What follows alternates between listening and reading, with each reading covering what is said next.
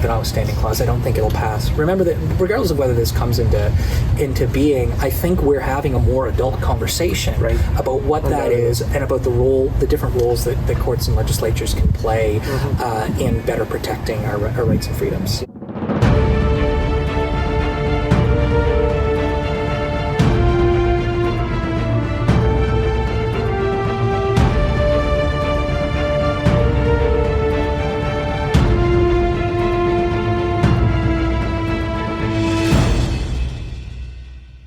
Hello everyone, my name is Peter Copeland, Deputy Director of the Domestic Policy Program here at the Macdonald-Laurier Institute. I'm here in beautiful Deerhurst with our Senior Fellow, Dave Snow, a Political Science Professor at the University of Guelph. Dave, pleasure you can join us. Thank you.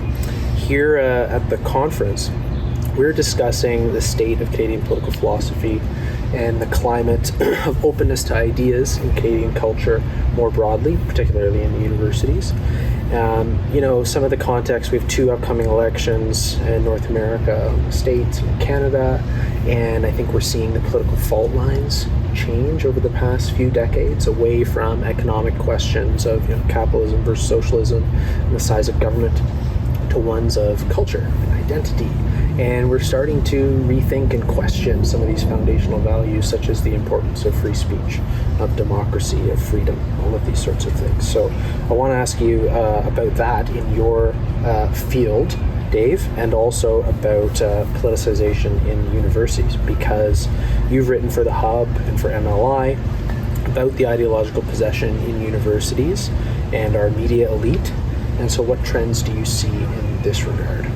Those are some very good questions. I think, first and foremost, I should say I'm not a political philosopher in terms of my training in political science, but conferences such as these reinforce for me the importance of political philosophy and political theory and political thought in sort of undergirding so much, not just of political science, but of the sort of liberal arts tradition. And I was lucky to be trained by political philosophers, because when we ask questions like, what should the government do with respect to universities? What should universities' position be on hot button cultural or even economic issues of the day? Then sort of empirical political science itself can't necessarily provide the answer to those questions.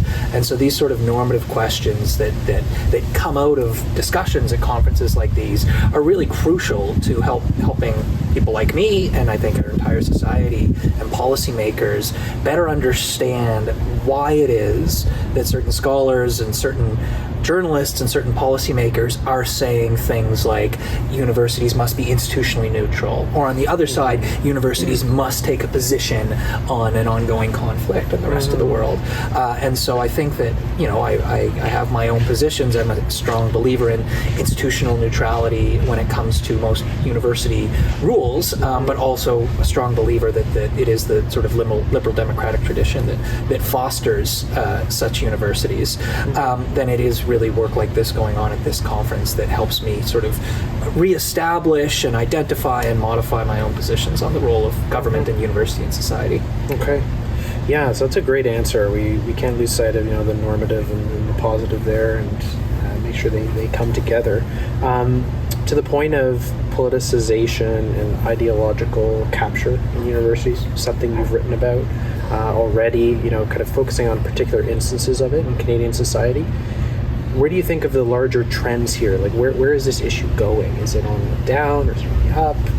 It's tough to say. I think I'm a little more optimistic than I might have been a couple of years ago, and maybe I'm too naive and not cynical enough, but I think that really good scholarship, really good journalism, really good public policy work, like things that happen at MLI, can help shift the discussion and change hearts and minds, right? Like, I think that, not to talk sort of too much about my own research, and certainly I'm not suggesting it's had a major impact, but I think even for me, you often hear things about media bias and CBC bias, and there's a piece I published with the Hub that I think was reproduced by MLI that just said, okay, on this one particular issue, let's empirically examine what the CBC said and did, and you say, oh, well, wouldn't you know it on these aspects, but not these aspects? Yeah, it does seem to be sort of one-sided, and so I think that there's really good scholarship coming out of law faculties about things like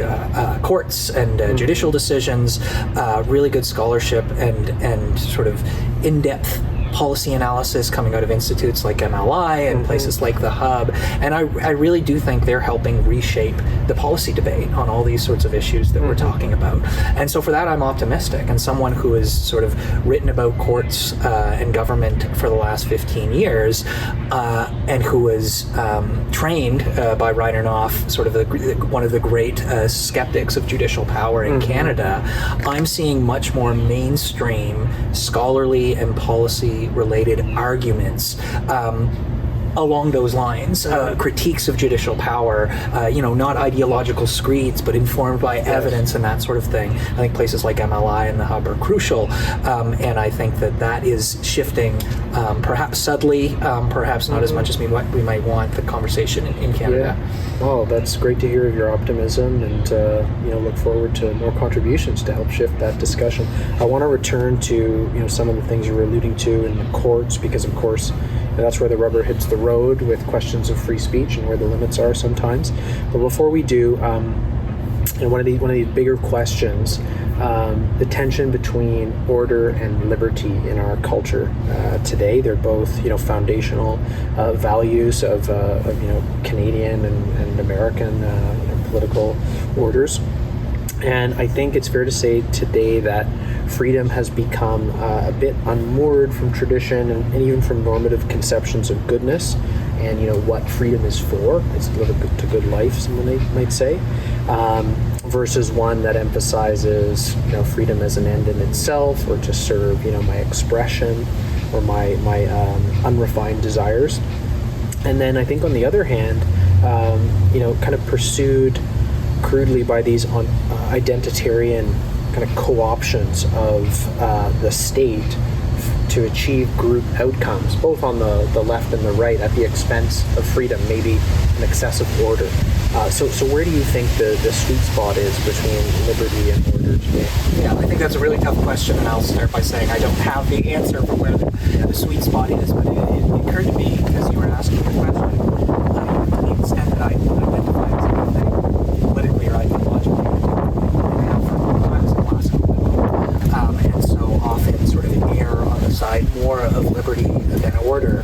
But I think to the extent that people like me, classical liberals, and others who maybe of other persuasions are frustrated with Canadian politics today, it's that there seems to be sort of a lack or a diminishment of liberty, of freedom, but also a diminishment of order, right? That whatever, if I had optimism on the sort of policy shift front, I've got sort of pessimism on the just how, and this isn't to lay things all at the feet of the provincial or the federal or municipal governments, but just in terms of sort of how we're governed, we seem a society increasingly move towards disorder in various realms, whether it be protests, whether it be people thinking that the country is broken, whether it be the sort of broken down healthcare system with hallway medicine, which I've experienced as a parent recently, and my students who are, I think we were talking about this last night. My young students are increasingly really pessimistic, not just about the housing market as we expect, but about things like the healthcare system. They have their own experiences with it. Based on their own experience, exactly right. When I was a student, people loved the healthcare system because it was uniquely Canadian, and it was and it wasn't like that American one down there.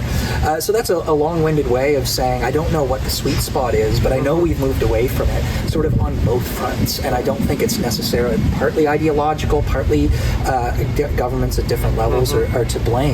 But I think conversations like the ones we're having this weekend at this workshop can help sort of orient us and say, okay, whether we are people who desire more order or desire more liberty or less of both or something in between, what is the sweet spot and what are the sorts of things we can do to get back to some of those traditions? I think it's often a bit of a trope of Canadian politics that down south they like life, liberty, and the pursuit of happiness, and up here we like peace, order, and good government because those are words in our Declaration and Constitution. But I think there's some truth to that, and I think that to the extent we've moved away from this sort of stable peace, order, and good government in terms of how we think about how we're governed, I think that's been a problem. Yeah, Yeah, certainly a very tricky question, but it does strike me that both are under threat right now, and a question to approach with humility, as you have here. So we're turning to some practical application questions on the free speech issue. You write a lot about the courts and the law in this space. We're seeing some decisions favoring the curtailing of speech, others not so much. What are the trends you see in this regard, and what policy levers do legislators have at their disposal to help foster the climate of free and open inquiry in universities and our culture? Yeah, that's a great question. So I mean, there's all sorts of different potential angles to address that from, and I think the one that immediately comes to mind actually isn't with respect to courts, except for sort of tangentially, but I'm thinking about the Online Harms Act and some work I've done recently, which I'm hoping to do more on, ideally for MLI, on the extent to which the Online Harms Act will create this Digital Safety Commission office and empower the Canadian Human Rights Commission and then tribunal to adjudicate complaints of online harm. Mm-hmm. And so I think, for reasons that others have much more articulately than I can stated, that this is a huge problem for free speech, that the Human Rights Commission and Tribunal are especially subject to potential capture. Stefan Serafin wrote an excellent piece for the MLI about that. I've done some empirical work saying, if nothing else, these institutions aren't ready for this huge influx. Right. And so I think in terms of policy levers, it's a simple case to say, if this bill gets passed, we'll repeal it. Because I think that this bill is sort of a mess for a variety of different reasons. One I've highlighted is the lack of capacity at these institutions, but I actually think the bigger problem is the sort of curtailing on speech that this would entail. Mm-hmm. On the judicial front, I think I'm again not necessarily optimistic, but there are some important Supreme Court decisions that haven't gone in the direction of sort of freedom that a classical liberal like me might want, but I'm not thinking that sort of all is lost there necessarily. But I do think that I've written a bit for MLI and for other venues about the notwithstanding clause, and I'm not someone who thinks use the notwithstanding clause all the time for every law whenever you don't like it. But I do think in the last few years, as provinces have used it, and used it very infrequently, right? We hear all about how this is normalized. We've had 8 bills in the last 8 years, and only 4 of them have passed, and 1 of them got repealed, and 1 got overturned. Like it's really not this influx of floodgates, exactly. But I do think that legal scholars, journalists, other policymakers who support and understand the history of the clause are making the case not for the use of the clause willy-nilly, but why it is particularly useful in particular situations. Right. And I do think that's been a positive thing, regardless of whether or not it's used. If the new federal government decides to introduce a law using it, the Bloc Québécois introduced a private member's bill, a Bloc Québécois member that would invoke the notwithstanding clause. I don't think it'll pass. Remember that regardless of whether this comes into being, I think we're having a more adult conversation about what that is and about the different roles that courts and legislatures can play in better protecting our rights and freedoms. Yeah. Well, thank you so much, Dave. You've given us a lot to think about here as we continue to discuss and foresee the future of free speech and liberal democracy here in Canada. And I want to thank you for coming on. Well, thank you for having me.